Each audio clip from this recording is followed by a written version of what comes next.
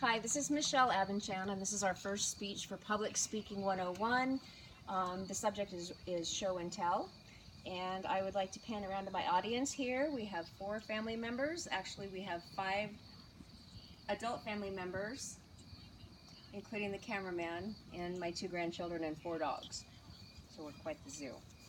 So, for my object, I wanted to present to you this willow tree figurine of a woman, a little angel woman holding a little child's hand.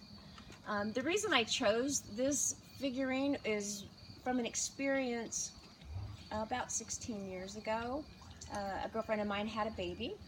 At 2 months old, she had to return to work, so she asked me to watch the baby 3 days a week. I was glad to do it. My children were 2 and 5 at the time, but we noticed some interesting behaviors in the baby. She would startle several times repeatedly, and we didn't know why. We didn't know what was going on. It would last 15 to 30 seconds, and she would just keep startling, and then when it was all over with, she would cry and cry like she was very upset. So I called her mom, and they took her to the doctor. They took her to Children's Hospital in Denver, which is very famous. You may have heard of it because they're just experts in all kinds of things, and they got a hold of a neurologist who diagnosed her with something called infantile seizure disorder. Infantile seizure disorder also is called infant spasms. It's called West syndrome. It's also called jackknife syndrome. And what this means is it's a neurological disorder that is extremely rare. And in fact, according to the National Institutes of Health website, only 1,200 children in all of America get it every year. The prognosis was very poor.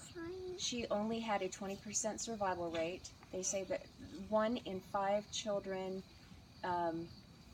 survive to the age beyond the age of 3. So if you think about that, that's pretty awful. If you have 20 children and only 4 of them are going to make it, I mean, those are terrible odds for for a parent. We were very upset. We were very upset because we were very close to this family. So they did a lot of medications, which turned her into almost zombie-like thing, which was tragic to see. They had to reshape her skull. Her skull was kind of a cone, and they had to do special helmets that she had to change every week. They eventually got the medications to they were a good dosage for her, and she started returning to her normal self. Keeping in mind her prognosis was so poor, and yet it was so tragic to watch. We were so scared, all of us, because we were very close to this family. Sorry. There we go. Anyways, this happened 16 years ago. Now, I know they've made a lot of progress, but the odds are still the same as far as survival rate for this rare disorder.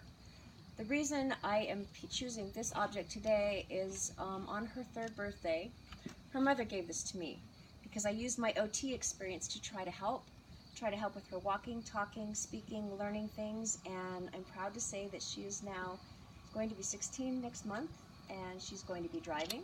She's in high school, and she's doing beautifully. So this is something that I will always treasure because of what the influence that this little girl had to all of us in our lives. Thank you.